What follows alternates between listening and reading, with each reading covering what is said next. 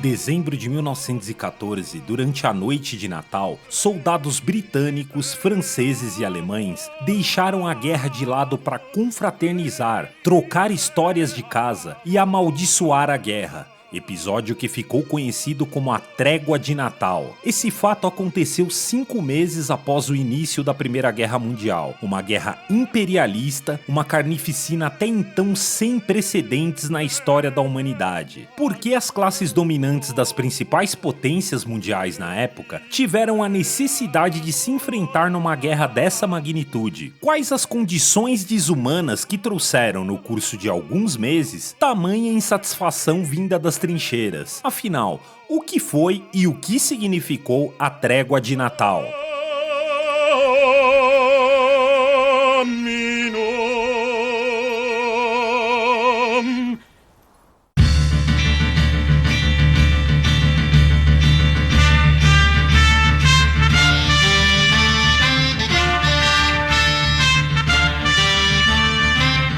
Você está ouvindo o podcast da esquerda marxista.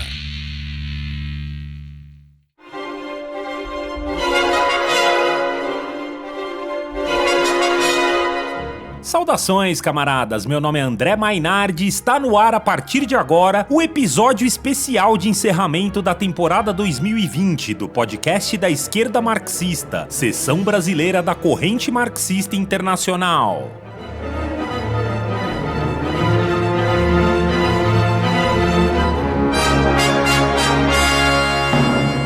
Nessa última transmissão do ano, eu tenho o prazer de receber novamente aqui o camarada Arthur Pena, bacharel em História pela Universidade de São Paulo, professor da rede estadual e militante da esquerda marxista. Saudações, Arthur! Tudo bem, André? Um prazer estar com você na transmissão de mais um podcast da esquerda marxista. Esse assunto é muito interessante e muito importante de ser conhecido pela juventude atual, pois foi um momento em que trabalhadores oriundos das principais potências imperialistas do momento, que eram Reino Unido, França e Alemanha, foram capazes de superar as décadas de propaganda patriótica que nós sabemos, que é a propaganda burguesa, que os ensinaram a odiar uns aos outros e protagonizaram um belo momento de solidariedade de classe. Nem as diferenças culturais, nem as barreiras linguísticas impediram esses operários e camponeses de se darem conta de que tinham muito mais em comum entre si do que com os ricos que os haviam mandado para a trincheira. Tenho certeza que todos vão gostar de saber mais sobre esse tema. Arthur, é sempre um prazer te receber aqui, camarada. Antes de mais nada, é necessário contextualizar os nossos ouvintes no ambiente histórico da Primeira Guerra Mundial, onde se desenvolveu esse curioso fato que a gente vai tratar aqui hoje. Ao contrário do que prega a historiografia tradicional, não foi o assassinato do herdeiro do trono austríaco, Francisco Ferdinando, por um radical sérvio, a causa isolada desse conflito. As condições para uma guerra em larga escala já se desenvolviam desde o final do século XIX. A Primeira Guerra Mundial foi o resultado do agravamento das contradições entre as potências imperialistas no terreno da luta pela redivisão do mundo e das esferas de influência. Ao lado das velhas potências imperialistas cresceram outras novas, que chegaram atrasadas para essa divisão do mundo. Entrou em cena o imperialismo alemão. A Alemanha ingressou no caminho do desenvolvimento capitalista e entrou na disputa pelos mercados e esferas de influência, quando o mundo já estava dividido entre as velhas potências imperialistas. Entretanto, já no início do século XX, ao ultrapassar a Inglaterra, a Alemanha ocupou o segundo lugar no mundo e o primeiro na Europa, no que se refere ao nível de desenvolvimento industrial. A Alemanha passou a deslocar a Inglaterra e a França dos mercados mundiais. A modificação da correlação de forças econômicas e militares dos principais países capitalistas levou ao agravamento da luta pela redivisão do mundo.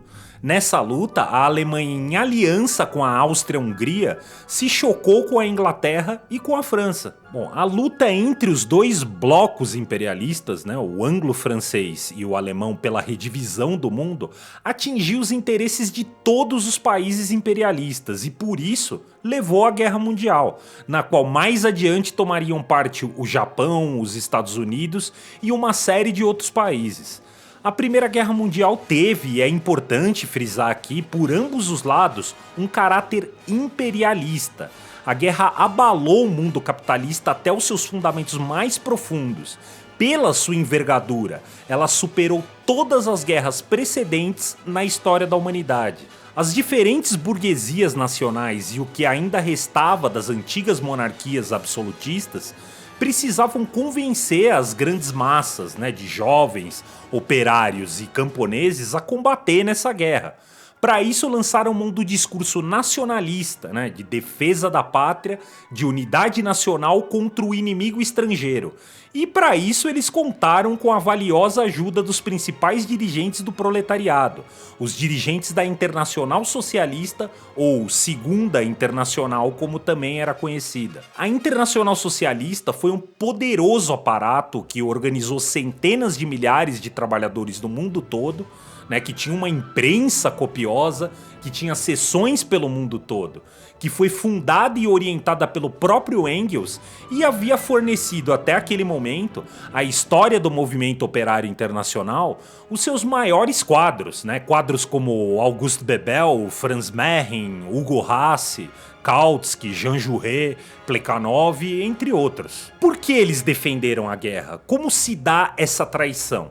Naqueles anos, a disseminação do reformismo dentro dessa internacional, a ampla adaptação dos deputados socialistas aos parlamentos e instituições do Estado burguês, além de ligar por mil laços esses senhores com as burguesias e aristocracias nacionais, criaram um verdadeiro abismo entre essas direções da velha social-democracia e a sua base operária. Só para se ter uma ideia, aqui no Congresso de 1912 da Internacional Socialista, que aconteceu na cidade de Basel, na Suíça, um congresso extraordinário, frente às fortes evidências que o colapso do capitalismo iria desaguar, inevitavelmente, num conflito em larga escala.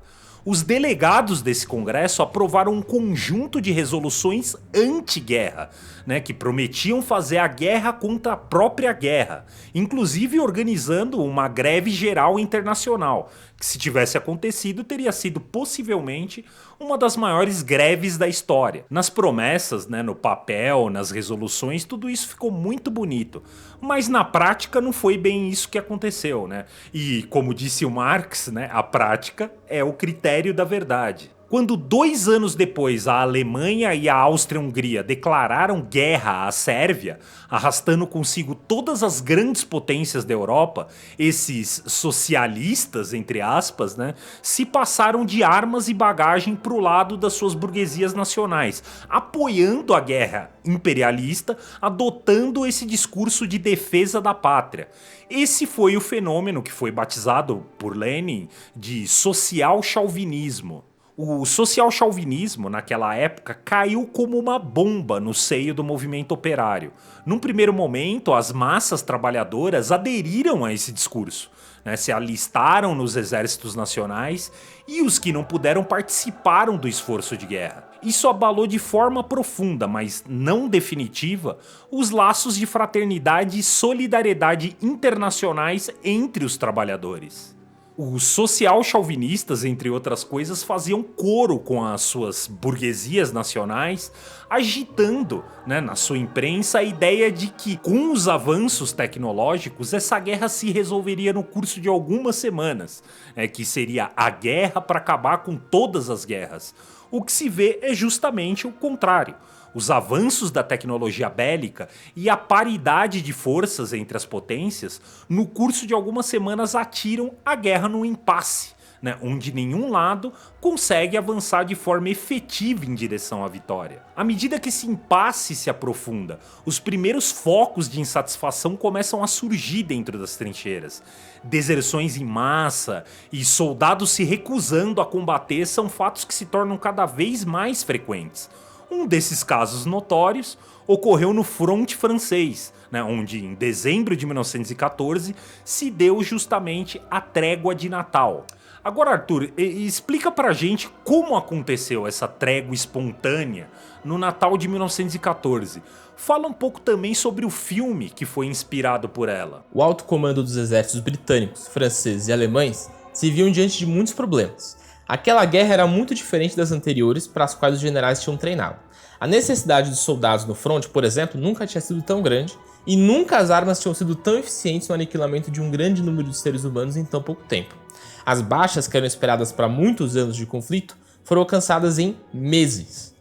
E algumas táticas militares que marcaram as guerras no século XIX rapidamente se provaram obsoletas. Por exemplo, ataques de grandes formações de infantaria que até 1914 era a principal tática militar empregada pelos exércitos se tornou impossível devido às metralhadoras, gases tóxicos e artilharias muito mais poderosas do que qualquer coisa que havia sido vista no século XIX. A cavalaria, por exemplo, que era um orgulho de muitos generais, perdeu sua função numa guerra estática de trincheiras que começaram a ser cavadas pouco depois do início do conflito. Diante desse cenário novo, os generais de ambos os lados se viram frustrados. Não havia possibilidade de uma vitória rápida e de uma vitória sem custos. A tecnologia do século XX negou isso a eles. Por isso, eles precisaram de uma trégua para repensar estratégias e decidir quais eram as melhores maneiras de aniquilar os adversários em pouco tempo. Nesse conto de trégua, que foi assinado no final do ano de 1914, em vários pontos da trincheira que ia desde a Suíça até o Canal da Mancha, os soldados de ambos os lados se viram contaminados pelo marasmo e alguns deles tiveram coragem de deixar esses buracos onde eles haviam sido ordenados a ficar e cumprimentaram os homens que estavam do outro lado da trincheira. Pouco depois, vários outros saíram da trincheira e, à medida que eles se viam, eles se deram conta de que, apesar das diferenças nacionais, todos eles eram da mesma origem social e sofriam as mesmas privações. Daí surgiu a iniciativa, que partiu de alguns oficiais de baixa patente, de aproveitar aquela trégua para celebrar o Natal em conjunto, ou seja, os homens das trincheiras britânicas, francesas e alemãs sairiam desses buracos que fediam a morte e juntos iam celebrar uma das mais importantes festas do ano, né? Durante essas celebrações, esses soldados e esses oficiais de baixa patente se deram conta, claro, na medida do que era possível diante das barreiras linguísticas, que eles tinham muito mais a ver uns com os outros do que com as elites dos seus países. No dia seguinte, uma cena memorável, os soldados alemães e os soldados franceses disputaram uma partida de futebol que foi jogada naquele território que fica entre as trincheiras e que era chamada de Terra de Ninguém, né? O filme Feliz Natal, lançado em 2005, é muito interessante e ele mostra de maneira muito bela como foi esse momento, especialmente essa partida de futebol que foi organizada entre os soldados de lados opostos do conflito. E camarada, qual a reação dos comandos dos exércitos das potências beligerantes frente a essa grande demonstração de insatisfação vinda das trincheiras? Tamanhas demonstrações de solidariedade entre soldados que haviam sido ensinados a vida inteira a se verem como inimigos mortais, afinal aquelas confraternizações eram muito mais do que atos isolados e momentâneos de indisciplina. Elas eram provas de que a consciência de classe havia encontrado uma forma de se manifestar em meio ao inferno da guerra. Diante de tamanha ameaça, o alto comando de todos os exércitos envolvidos não demoraram a agir. As unidades envolvidas foram transferidas para outros setores, alguns muito mais perigosos do que aqueles em que elas haviam servido até então. A censura também atuou de forma decisiva, sendo que os veículos de imprensa da época, incluindo alguns que existem até os dias de hoje e se apresentam como defensores do direito à verdade, mantiveram-se em silêncio sobre o que ocorreu. E não poderia ser diferente. Afinal, se as massas britânicas, francesas e alemãs chegassem a saber o que havia ocorrido, os planos desses imperialistas de continuar com a guerra para resolver a questão do domínio dos mercados das colônias estariam em risco. E, Arthur, diante da crise atual do capitalismo, que foi aprofundada pela pandemia do coronavírus, a burguesia se vê numa situação pior do que aquela de 1914. Como que ela reage diante disso? Bom, André, você disse muito bem.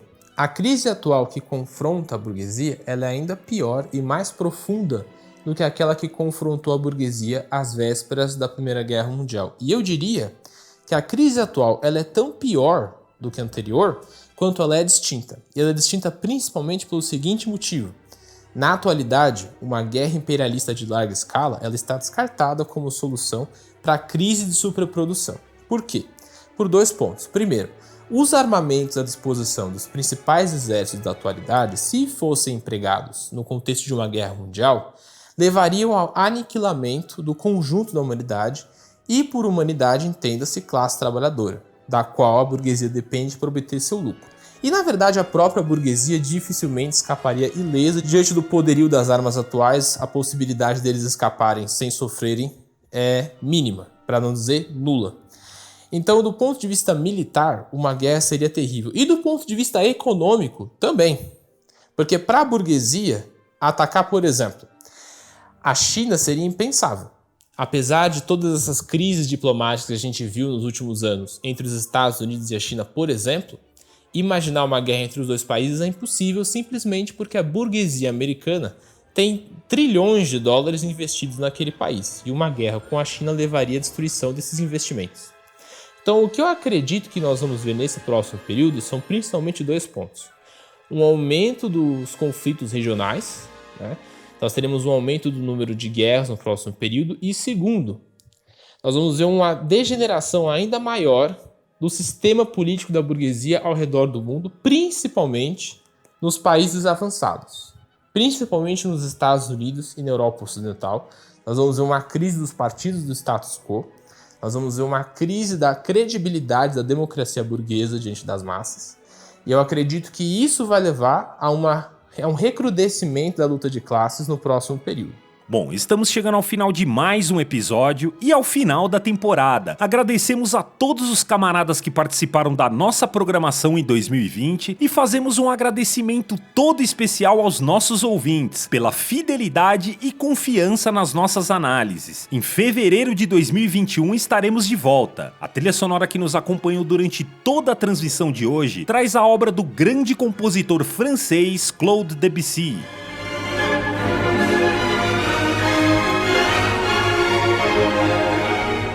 Acompanhe a nossa programação em marxismo.org.br e em nossas redes sociais. Até a próxima, camaradas!